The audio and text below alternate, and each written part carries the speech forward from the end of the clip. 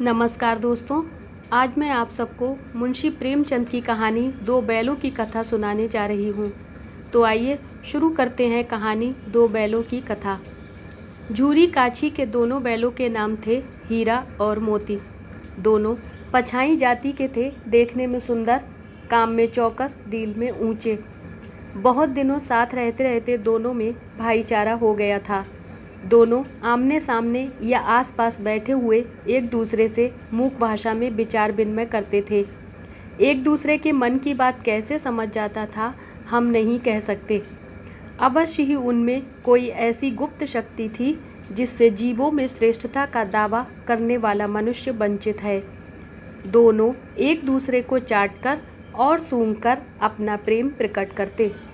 कभी कभी दोनों सींग भी मिला लिया करते थे, विग्रह के नाते से नहीं, केवल विनोद के भाव से, आत्मीयता के भाव से। जैसे दोस्तों में घनिष्ठता होते ही धौल धप्पा होने लगता है। इसके बिना दोस्ती कुछ फुसफुसी, कुछ हल्की सी रहती है, जिस पर ज़्यादा विश्वास नहीं किया जा सकता। जिस वक्त ये दोनों बैल हलिया गाड़ी में जोत दिए जाते और गर्दन हिला हिला कर चलते, उस वक्त हर एक की यही चेष्टा होती थी कि ज़्यादा से ज़्यादा बोझ मेरी ही गर्दन पर रहे।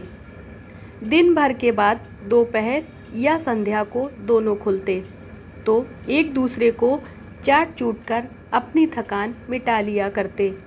नाद में खली भूसा पड़ जाने के बाद दोनों साथ उठते, साथ नाद में मुंह डालते और साथ ही बैठते थे। एक मुंह हटा लेता तो दूसरा भी हटा लेता था। संयोग की बात, झूरी ने एक बार गोई को ससुराल भेज दिया। बैलों को क्या मालूम वे क्यों भेजे जा रहे हैं। समझे मालिक ने हमें बेच दिया। अपना यूं बेचा जाना उन्हें अच्छा लगा या बुरा, कौन जाने। पर झूरी के साले गया को घर तक गोई ले जाने में दांतों पसीना आ गया। पीछे से हाँकता तो दोनों दाएं बाएं भागते, पगिया पकड़कर आगे से खींचता तो दोनों पीछे को जोर लगाते, मारता तो दोनों सींग नीचे करके हुंकारते। अगर ईश्वर ने उन्हें बाड़ी दी होती तो झूरी से पूछते, तुम हम गरीबों को क्यों निकाल रहे हो? हमने तो तुम्हारी सेवा करने में कोई कसर नहीं उठा रखी। अगर इतनी मेहनत से काम ना चलता था तो और काम ले लेते। हमें तो तुम्हारी चाकरी में मर जाना कबूल था। हमने कभी दाने चारे की शिकायत नहीं की। तुमने जो कुछ खिलाया वह सिर झुकाकर खा लिया। फिर तुमने हमें इस जालिम के हाथ क्यों बेच दिया? संध्या समय दोनों बैल अपने नए स्थान पर पहुँचे। दिन भर के भूखे थे, लेकिन जब नाद में लगाए गए तो एक ने भी उसमें मुंह ना डाला। दिल भारी हो रहा था। जिसे उन्होंने अपना घर समझ रखा था वह आज उनसे छूट गया था। यह नया घर, नया गांव, नए आदमी उन्हें बेगानों से लगते थे। दोनों ने अपनी मूक भाषा में सलाह की, एक दूसरे को कनखियों से देखा और लेट गए। जब गांव में सोता पड़ गया तो दोनों ने जोर मारकर पगहे तोड़ा डाले और घर की तरफ चले। पगहे बहुत मजबूत थे, अनुमान ना हो सकता था कि कोई बैल उन्हें तोड़ सकेगा। पर इन दोनों में इस समय दूनी शक्ति आ गई थी। एक एक झटके में रस्सियाँ टूट गईं। झूरी प्रातःकाल सोकर उठा तो देखा कि दोनों बैल चरनी पर खड़े हैं। दोनों की गर्दनों में आधा आधा गराऊं लटक रहा है, घुटने तक पांव कीचड़ से भरे हैं और दोनों की आंखों में विद्रोह में स्नेह झलक रहा है। झूरी बैलों को देखकर स्नेह से गदगद हो गया, दौड़कर उन्हें गले लगा लिया। प्रेमालिंगन और चुम्बन का वह दृश्य बड़ा ही मनोहर था। घर और गांव के लड़के जमा हो गए और तालियां बजा बजा कर उनका स्वागत करने लगे। गांव के इतिहास में यह घटना अभूतपूर्व न होने पर भी महत्वपूर्ण थी। बाल सभा ने निश्चय किया, दोनों पशु वीरों को अभिनंदन पत्र देना चाहिए। कोई अपने घर से रोटियां ले आया, कोई गुड़, कोई चोकर, कोई भूसी। एक बालक ने कहा, ऐसे बैल किसी के पास ना होंगे। दूसरे ने समर्थन किया, इतनी दूर से दोनों अकेले चले आए। तीसरा बोला, बैल नहीं है बे, उस जन्म के आदमी हैं। इसका प्रतिवाद करने का किसी को साहस ना हुआ। झूरी की स्त्री ने बैलों को द्वार पर देखा तो जल उठी, बोली, कैसे नमक हराम बैल हैं। एक दिन वहाँ काम ना किया, भाग खड़े हुए। झूरी अपने बैलों पर यह आक्षेप ना सुन सका। नमक हराम क्यों है? चारा दाना ना दिया होगा तो क्या करते? स्त्री ने रौब के साथ कहा, बस तुम ही तो बैलों को खिलाना जानते हो, और तो सभी पानी पिला पिला कर रखते हैं। झूरी ने चिढ़ाया, चारा मिलता तो क्यों भागते? स्त्री चिड़ी, भागे इसलिए कि वे लोग तुम जैसे बुद्धुओं की तरह बैलों को सहलाते नहीं, खिलाते हैं तो रगड़कर जोतते भी हैं। ये दोनों ठहरे कामचोर, भाग निकले। अब देखूं कहाँ से खली और चोकर मिलता है। सूखे भूसे के सिवा कुछ न दूंगी, खाएं चाहे मरें। वही हुआ। मजूर को कड़ी ताकीद कर दी गई कि बैलों को खाली भूसा दिया जाए। बैलों ने नाद में मुंह डाला तो फीका फीका, ना कोई चिकनाहट ना कोई रस। क्या खाएं? आशा भरी आंखों से द्वार की ओर ताकने लगे। झूरी ने मजूर से कहा, थोड़ी सी खली क्यों नहीं डाल देता बे? मालकिन मुझे मार ही डालेगी। चुरा कर डाला? ना दादा, पीछे से तुम भी उन्हीं की सी कहोगे। दूसरे दिन झूरी का साला फिर आया और बैलों को ले चला। अब की उसने दोनों को गाड़ी में जोता। 2-4 बार मोती ने गाड़ी को सड़क की खाई में गिराना चाहा, पर हीरा ने संभाल लिया। वह ज़्यादा सहनशील था। संध्या समय घर पहुंचकर उसने दोनों को मोटी रस्सियों से बांधा और कल की शरारत का मजा चखाया। फिर वही सूखा भूसा डाल दिया। अपने दोनों बैलों को खली चूनी सब कुछ दी। दोनों बैलों का ऐसा अपमान कभी न हुआ था। झूरी इन्हें फूल की छड़ी से भी न छूता था। उसकी टिटकार पर दोनों उड़ने लगते थे। यहाँ मार पड़ी। आहत सम्मान की व्यथा तो थी ही, उस पर मिला सूखा भूसा। नाद की तरफ आंखें तक न उठाईं। दूसरे दिन गया ने बैलों को हल में जोता, पर इन दोनों ने जैसे पाँव न उठाने की कसम खा ली थी। वह मारते मारते थक गया, पर दोनों ने पाँव न उठाया। एक बार जब उस निर्दयी ने हीरा की नाक पर खूब डंडे जमाए तो मोती का गुस्सा काबू के बाहर हो गया। हल लेकर भागा। हल, रस्सी, जुआ जोत सब टूट टाट कर बराबर हो गया। गले में बड़ी बड़ी रस्सियां ना होती तो दोनों पकड़ाई में ना आते। हीरा ने मूक भाषा में कहा, भागना व्यर्थ है। मोती ने उत्तर दिया, तुम्हारी तो इसने जान ही ले ली थी, अब की बड़ी मार पड़ेगी। पढ़ने दो, बैल का जन्म लिया है तो मार से कहाँ तक बचेंगे। गया 2 आदमियों के साथ दौड़ा आ रहा है। दोनों के हाथों में लाठियां हैं। मोती बोला, कहो तो दिखा दूं कुछ मजा मैं भी। लाठी लेकर आ रहा है। हीरा ने समझाया, नहीं भाई, खड़े हो जाओ। मुझे मारेगा तो मैं भी 1-2 को गिरा दूंगा। नहीं, हमारी जाति का यह धर्म नहीं है। मोती दिल में ऐंठ कर रह गया। गया आ पहुंचा और दोनों को पकड़कर ले चला। कुशल हुई कि उसने इस वक्त मारपीट ना की, नहीं तो मोती भी पलट पड़ता। उसके तेवर देखकर गया और उसके सहायक समझ गए कि इस वक्त टाल जाना ही मसलहत है। आज दोनों के सामने फिर वही सूखा भूसा लाया गया। दोनों चुपचाप खड़े रहे। घर के लोग भोजन करने लगे। उस वक्त छोटी सी लड़की 2 रोटियां लेकर निकली और दोनों के मुंह में देकर चली गई। उस एक रोटी से इनकी भूख तो क्या शांत होती, पर दोनों के हृदय को मानो भोजन मिल गया। यहाँ भी किसी सज्जन का बास है। लड़की भैरों की थी, उसकी माँ मर चुकी थी। सौतेली माँ उसे मारती रहती थी, इसलिए इन दोनों बैलों से उसे एक प्रकार की आत्मीयता हो गई थी। दोनों दिन भर जोते जाते, डंडे खाते अड़ते, शाम को थान पर बांध दिए जाते और रात को वही बालिका उन्हें 2 रोटियां खिला जाती। प्रेम के इस प्रसाद की यह बरकत थी कि 2-2 गाल सूखा भूसा खाकर भी दोनों दुर्बल न होते थे, मगर दोनों की आंखों में रोम रोम में विद्रोह भरा हुआ था। एक दिन मोती ने मूक भाषा में कहा, अब तो नहीं सहा जाता हीरा, क्या करना चाहते हो? एक आध को सींगों पर उठाकर फेंक दूंगा, लेकिन जानते हो वह प्यारी लड़की जो हमें रोटियां खिलाती है उसी की लड़की है, जो इस घर का मालिक है। यह बेचारी अनाथ हो जाएगी तो मालकिन को न फेंक दूं, वही तो उस लड़की को मारती है। लेकिन औरत जात पर सींग चलाना मना है, यह भूले जाते हो। तुम तो किसी तरह निकलने ही नहीं देते। बताओ, तुड़ाकर भाग चलें? हाँ, यह मैं स्वीकार करता हूँ, लेकिन इतनी मोटी रस्सी टूटेगी कैसे? इसका एक उपाय है, पहले रस्सी को थोड़ा सा चबा लो, फिर एक झटके में जाती है। रात को जब बालिका रोटियां खिलाकर चली गई, दोनों रस्सियां चबाने लगे, पर मोटी रस्सी मुंह में न आती थी। बेचारे बार बार जोर लगाकर रह जाते थे। सहसा घर का द्वार खुला और वही लड़की निकली। दोनों सिर झुकाकर उसका हाथ चाटने लगे। दोनों की पूँछें खड़ी हो गईं। उसने उनके माथे सहलाए और बोली, खोले देती हूँ, चुपके से भाग जाओ, नहीं तो यहाँ लोग मार डालेंगे। आज घर में सलाह हो रही है कि इनकी नाकों में नाथ डाल दी जाए। उसने गराव खोल दिया, पर दोनों चुपचाप खड़े रहे। मोती ने अपनी भाषा में पूछा, अब चलते क्यों नहीं? हीरा ने कहा, चलें तो, लेकिन कल इस नाथ पर आफत आ जाएगी। अब इसी पर संदेह करेंगे, सब इसी पर संदेह करेंगे। सहसा बालिका चिल्लाई, दोनों फूफा वाले बैल भागे जा रहे हैं। ओ दादा, दादा, दोनों बैल भागे जा रहे हैं, जल्दी दौड़ो। गया हड़बड़ाया भीतर से निकला और बैलों को पकड़ने चला। वे दोनों भागे। गया ने पीछा किया और भी तेज हुए। गया ने शोर मचाया, फिर गांव के कुछ आदमियों को भी साथ लेने के लिए लौटा। दोनों मित्रों को भागने का मौका मिल गया। सीधे दौड़ते चले गए, यहाँ तक कि मार्ग का ज्ञान ना रहा।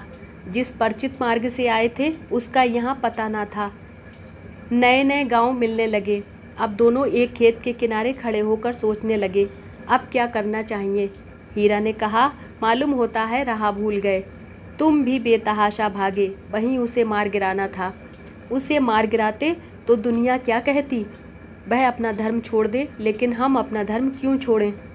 दोनों भूख से व्याकुल हो रहे थे। खेत में मटर खड़ी थी, चरने लगे। रह रहकर आहट ले लेते थे, कोई आता तो नहीं है। जब पेट भर गया, दोनों ने आज़ादी अनुभव किया तो मस्त होकर उछलने कूदने लगे। पहले दोनों ने डकार ली, फिर सींग मिलाए और एक दूसरे को ठेलने लगे। मोती ने हीरा को कई कदम पीछे हटा दिया, यहाँ तक कि वह खाई में गिर गया। तब उसे भी क्रोध आया, संभल कर उठा और फिर मोती से मिल गया। मोती ने देखा खेल में झगड़ा हुआ चाहता है तो किनारे हट गया। अरे यह क्या, कोई सांड डौंकता चला आ रहा है। हाँ, सांड ही है। वह सामने आ पहुंचा। दोनों मित्र बगले झांक रहे हैं। सांड पूरा हाथी है, उससे भिड़ना जान से हाथ धोना है, लेकिन ना भिड़ने पर भी जान बसती नजर नहीं आती।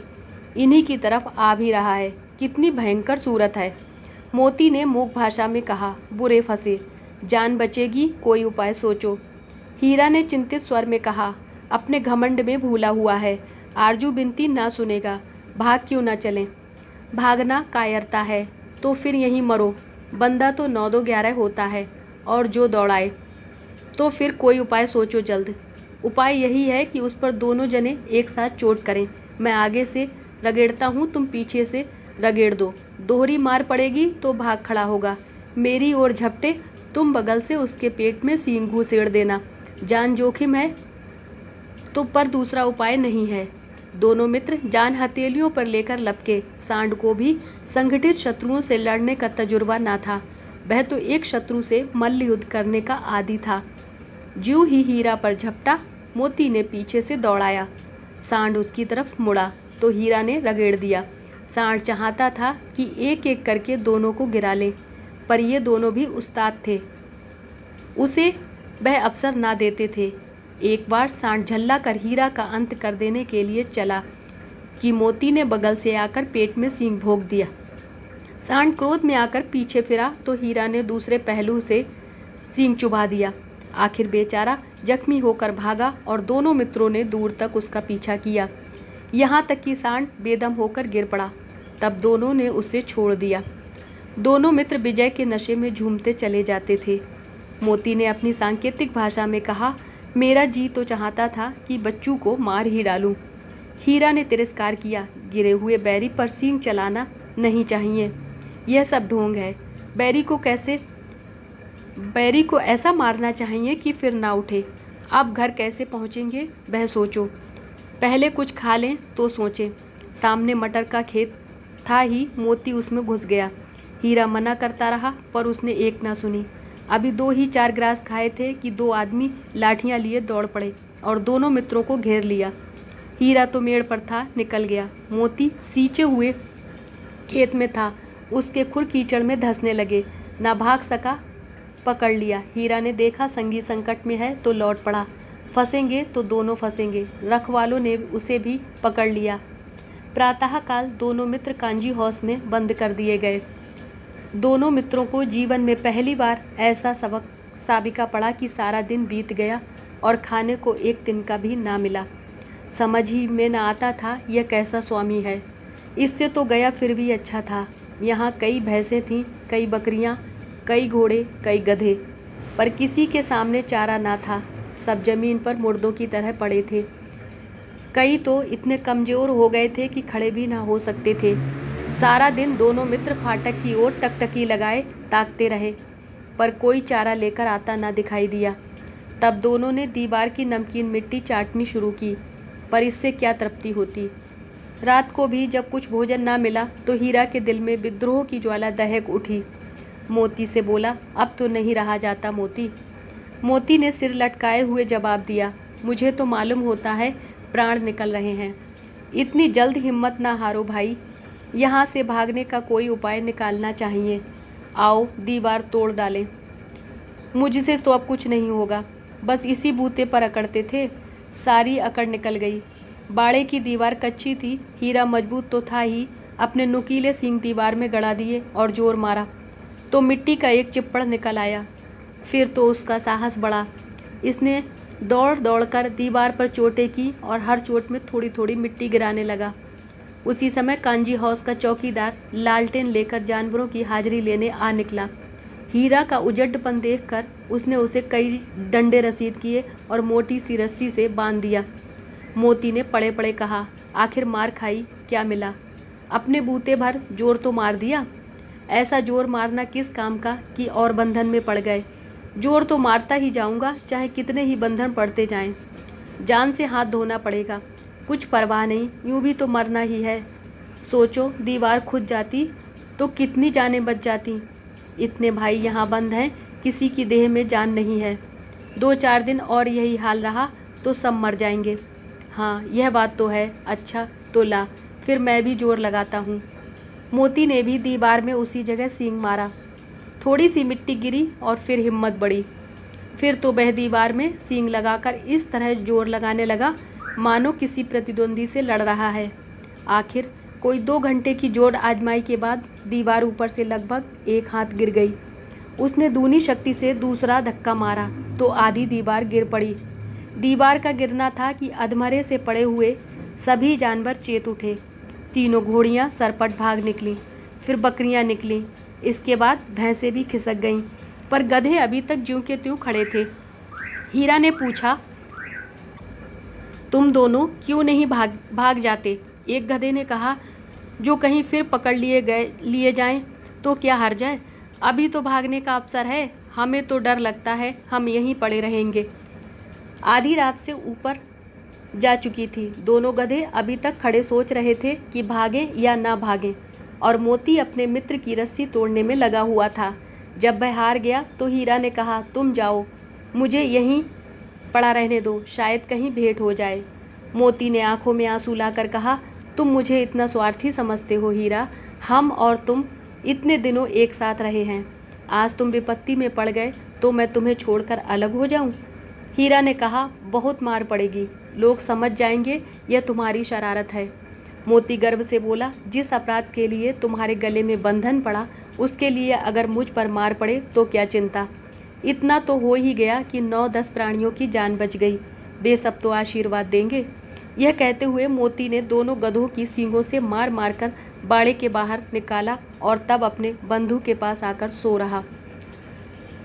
1 सप्ताह तक दोनों मित्र वहाँ बंधे पड़े रहे। किसी ने चारे का एक तृण भी न डाला। हाँ, एक बार पानी दिखा दिया जाता था, यही उनका आधार था। दोनों इतने दुर्बल हो गए थे कि उठा तक न जाता था। ठठरियाँ निकल आई थीं। एक दिन बाड़े के सामने डुग्गी बजने लगी और दोपहर होते होते वहाँ 50-60 आदमी जमा हो गए। तब दोनों मित्र निकाले गए और उनकी देखभाल होने लगी। लोग आकर उनकी सूरत देखते और मन फीका करके चले जाते। ऐसे मृतक बैलों का कौन खरीदार होता। सहसा एक दड़ियल आदमी, जिसकी आंखें लाल थीं और मुद्रा अत्यंत कठोर, आया और दोनों मित्रों के कूल्हों में उंगली गोदकर मुंशी जी से बात करने लगा। उसका चेहरा देखकर अंतर्ज्ञान से दोनों मित्रों के दिल कांप उठे। वह कौन है और उन्हें क्यों टटोल रहा है, इस विषय में उन्हें कोई संदेह न हुआ। दोनों ने एक दूसरे को भीत नेत्रों से देखा और सिर झुका लिया। हीरा ने कहा, गया के घर से नाहक भागे, अब जान ना बचेगी। मोती ने अश्रद्धा के भाव से उत्तर दिया, कहते हैं भगवान सबके ऊपर दया करते हैं, उन्हें हमारे ऊपर क्यों दया नहीं आती। भगवान के लिए हमारा मरना जीना दोनों बराबर हैं। चलो अच्छा ही है, कुछ दिन उसके पास तो रहेंगे। एक बार भगवान ने उस लड़की के रूप में हमें बचाया था, क्या अब ना बचाएंगे। यह आदमी छुरी चलाएगा, देख लेना। तो क्या चिंता, मांस खाल सींग हड्डी सब किसी न किसी के काम आ जाएंगे। नीलाम हो जाने के बाद दोनों मित्र उस दड़ियल के साथ चले। दोनों की बोटी बोटी कांप रही थी। बेचारे पांव तक ना उठा सकते थे, पर भय के मारे गिरते पड़ते भागे जाते थे, क्योंकि वह जरा भी चाल धीमी हो जाने पर जोर से डंडा जमा देता था। राह में गाय बैलों का एक रेवड़ हरे हरे हार में चरता नजर आया। सभी जानवर प्रसन्न थे, चिकने चपल। कोई उछलता था, कोई आनंद से बैठा पागुर करता था। कितना सुखी जीवन था इनका, पर कितने स्वार्थी हैं सब। किसी को चिंता नहीं कि उनके दो भाई बधिक के हाथ पड़े कैसे दुखी हैं। सहसा दोनों को ऐसा मालूम हुआ कि यह परिचित रहा है। हाँ, इसी रास्ते से गया उन्हें ले गया था। वही खेत, वही बाग, वही गांव मिलने लगे। प्रतिक्षण उनकी चाल तेज होने लगी। सारी थकान, सारी दुर्बलता गायब हो गई। आहा, यह लो, अपना ही हार आ गया। इसी कुएं पर हम पुर चलाने आया करते थे, यही कुआं है। मोती ने कहा, हमारा घर नगीच आ गया। हीरा बोला, भगवान की दया है, मैं तो अब घर भागता हूँ। यह जाने देगा, इसे मैं मार गिराता हूँ। नहीं नहीं, दौड़कर थान पर चलो, वहाँ से हम आगे ना जाएंगे। दोनों उन्मत्त होकर बछड़ों की भांति कुलेले करते हुए घर की ओर दौड़े। वह हमारा थान है। दोनों दौड़कर अपने थान पर आए और खड़े हो गए। दड़ियल भी पीछे पीछे दौड़ा चला आता था। झूरी द्वार पर बैठा धूप खा रहा था। बैलों को देखते ही दौड़ा और उन्हें बारी बारी से गले लगाने लगा। मित्रों की आंखों से आनंद के आंसू बहने लगे। एक झूरी का हाथ चाट रहा था। दड़ियल ने जाकर बैलों की रस्सियां पकड़ लीं। झूरी ने कहा, मेरे बैल हैं। तुम्हारे बैल कैसे? मैं मवेशी खाने से नीलाम लिए आता हूँ। मैं तो समझा हूँ चुराए लिए आते हो। चुपके से चले जाओ, मेरे बैल हैं, मैं बेचूंगा तो बिकेंगे। किसी को मेरे बैल नीलाम करने का क्या अख्तियार है? जाकर थाने में रपट कर दूंगा। मेरे बैल हैं, इसका सबूत यह है कि मेरे द्वार पर खड़े हैं। दड़ियल झल्लाकर बैलों को जबरदस्ती पकड़ ले जाने के लिए बढ़ा। उसी वक्त मोती ने सींग चलाया। दड़ियल पीछे हटा। मोती ने पीछा किया। दड़ियल भागा। मोती पीछे दौड़ा। गांव के बाहर निकल जाने पर वह रुका, पर खड़ा दड़ियल का रास्ता देख रहा था। दड़ियल दूर खड़ा धमकियां दे रहा था, गालियां निकाल रहा था, पत्थर फेंक रहा था, और मोती विजयी शूर की भांति उसका रास्ता रोके खड़ा था। गांव के लोग यह तमाशा देखते थे और हंसते थे। जब दड़ियल हार कर चला गया तो मोती अकड़ता हुआ लौटा। हीरा ने कहा, मैं डर रहा था कि कहीं तुम गुस्से में आकर मार न बैठो। अगर वह मुझे पकड़ता तो मैं बेमारे न छोड़ता। अब न आएगा तो दूर ही से खबर लूँगा, देखूं कैसे ले जाता है, जो गोली मरवा दे। मर जाऊंगा पर उसके काम तो ना आऊँगा। हमारी जान को कोई जान ही नहीं समझता, इसलिए कि हम इतने सीधे हैं। जरा देर में नांदों में खली, भूसा, चोकर और दाना भर दिया गया और दोनों मित्र खाने लगे। झूरी खड़ा दोनों को सहला रहा था और 20 लड़के तमाशा देख रहे थे। सारे गांव में उछाह सा मालूम होता था। उसी समय मालकिन ने आकर दोनों के माथे चूम लिए। धन्यवाद।